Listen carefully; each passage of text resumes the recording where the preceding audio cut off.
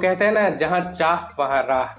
मतलब लाइफ में जितनी भी डिफिकल्टीज आए, अगर आपने सोचा है कि मुझे उस राह पे चलना है, सक्सेस को पाना है, तो आप पा सकते हो। कहते हैं कि कुछ कुछ सिचुएशंस ऐसे होते हैं जिसमें इंसान लाचार हो जाता है और चाह करके भी कुछ नहीं कर सकता है। वैसे सिचुएशन में ही बात आती है मेडिकल इश्यूज की। सपोज आप बताओ कि आप अगर आर्मी में जाना चाहते हो, आप उसके लिए दौड़ भाग कर रहे हो, लेकिन अगर आपके पैर ही कट गए तो, है ना। तो कुछ चीज़ें ऐसी होती है जो आपको मजबूर कर देती है, लेकिन बहुत सारे ऐसे एग्जाम्पल है जिनके हाथ कट गए, पैर कट गए, लेकिन वो अच्छा कर रहे हैं और आगे बढ़ रहे हैं। अपनी दिशा जो है उन्होंने नहीं छोड़ी है। तो कुछ इसी तरीके की कहानी मैं आज बताने वाला हूँ आपको, अनुपम खेर की। मेडिकल इश्यूज होने के बावजूद भी कैसे उस लेजेंड एक्टर ने अपने आप को संभाला, उसके बारे में मैं बात करूंगा। तो जी हाँ, मैं बात कर रहा हूँ हम आपके हैं कौन मूवी की, जिसमें सलमान खान थे, माधुरी दीक्षित थी और भी कई सारे स्टार्स थे। क्या होता है, शूटिंग पे ही अनुपम खेर को फेशियल पैरालिसिस हो जाता है। फेशियल पैरालिसिस कहने का मतलब है कि बेल्स पैलेसी इसे ऑफिशियली कहा जाता है डॉक्टर के लैंग्वेज में, जिस कंडीशन में आपका जो फेस है वो मूवमेंट करना बंद कर देता है और बिल्कुल ही पैरालाइज्ड हो जाता है। तो आप सिर्फ आधे फेस में आपकी एक्शन होती है और आधे फेस में एक्शन नहीं होता है। सिचुएशंस कितनी डिफिकल्ट थी, शूटिंग के टाइम पे उनको ये हुआ था। फिल्म अपने बीचों बीच पे थी और फिल्म की शूटिंग अभी पूरी बाकी थी, इसी बीच उनको ये डिजीज हो जाती है। तो किस तरीके से वो सब कुछ मैनेज करते हैं और किस तरीके से पूरी शूटिंग करते हैं, वो सारी चीजें आप इमेजिन नहीं कर सकते। क्योंकि इस चीज को समझने के लिए मैं आपको थोड़ा बेल्स पैलेसी के बारे में बताना चाहूंगा। इस चीज को मेरे से बेहतर कौन समझ सकता है, क्योंकि मैं बेल्स पैलेसी जो डिजीज है उसका शिकार हुआ हूँ।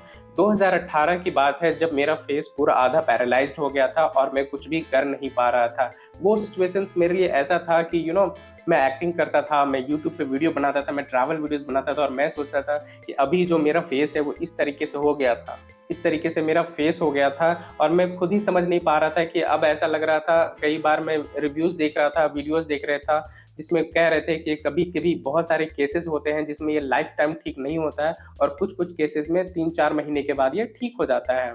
तो मैं बहुत डर गया था कि क्या पता कुछ कुछ केसेस में मैं आ जाऊं जिसमें ये कभी ठीक ना हो और मेरी लाइफ तो बिल्कुल ही स्पॉइल हो जाएगी। यूट्यूबर बनने का सपना और भी कई सारी चीजें हैं जो इम्पैक्ट कर जाती।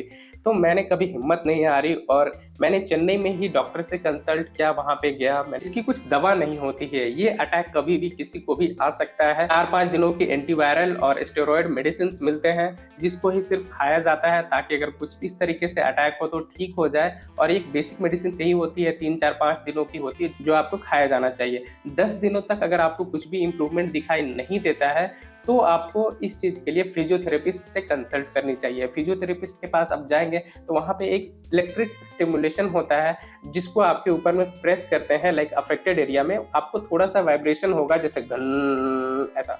मतलब ऐसा नहीं कि पागलों को देते हैं पूरा आप तड़पने लगोगे, इस तरीके से नहीं होता है, नॉर्मली होता है। लेकिन हाँ, आपको थोड़ा थोड़ा सा झटका जरूर लगेगा, मतलब एक माइल्ड होगा, उसको आप बर्दाश्त कर सकते हो, आप एडजस्ट कर सकते हो। लेकिन क्या करोगे, उसे आपको अगर ठीक करना है तो उस सारी चीज़ों से लड़ना ही पड़ेगा आपको। तो लगभग 1 महीने में मुझे इंप्रूवमेंट दिखनी शुरू हो गई थी और 3 महीने तक जाते जाते बिल्कुल ये ठीक हो चुका था। और 6-7 महीने तक तो लोग कह भी नहीं रहे थे कि कभी मेरा फेस पैरालाइज हुआ था। और अभी आज मैं आपके सामने खड़ा हूँ, आप देख पा रहे हो, बिल्कुल ही पता नहीं चलता है कि कुछ ऐसी बीमारी थी मुझे। यही है ना, उस टाइम पे मैंने बहुत ही हिम्मत रखा, मैंने पेशेंस से काम लिया। इस बीमारी में सबसे बड़ी बात होती है पेशेंस रखने की, कि ये ठीक हो जाएगा। इस बीमारी में सबसे बड़ी बात होती है पेशेंस रखने की, जो कि अनुपम खेर ने रखा, धैर्य रखा। कोई बात नहीं यार, ये हुई है तो मैं ठीक हो जाऊंगा। तो कई बार उन्होंने ऐसे शॉट्स दिए जिनमें उनका मुंह बहुत टेढ़ा था। तो फन फैक्ट मैं बताता हूँ अनुपम खेर जी के बारे में, कि वो अपने इंटरव्यू में उन्होंने खुद ही कहा था कि जब अनुपम खेर का मुंह टेढ़ा था ना, तो उन्होंने उस फिल्म में मुंह टेढ़ा किया था और ऐसा बनाया था जैसे लग रहा था कि फिल्म में वो नेचुरल है, वो वैसी एक्टिंग कर रहे हैं, लेकिन एक्चुअली में वो अफेक्टेड थे बेल्स पैलेसी से। तो धीरे धीरे ठीक हुए, मैनेज करते करते ठीक हुए और उसने अपनी शूटिंग भी खत्म की। लेकिन ये काबिले तारीफ है कि कुछ भी अगर आपको होता है, चाहे वो मेडिकल इशू हो या फिर कोई भी लाइफ की प्रॉब्लम्स हो, फाइनेंशियल प्रॉब्लम हो, आपको उन सब चीजों से लड़ना आना चाहिए। हर इंसान की जिंदगी में उतार चढ़ाव आता है, जिंदगी तो एक जंग है और इस जंग को जीतोगे तभी तो सिकंदर कहलाओगे। तो दोस्त, इसी तरीके से कुछ इंटरेस्टिंग फैक्ट भी इंडस्ट्री के बारे में बताता रहूंगा। मिलता हूँ आपसे किसी अगले वीडियो में। ये और भाई साहब दूसरी वीडियो लेके जल्दी आएंगे और थोड़ा भाई साहब थोड़ा इंतजार करिए।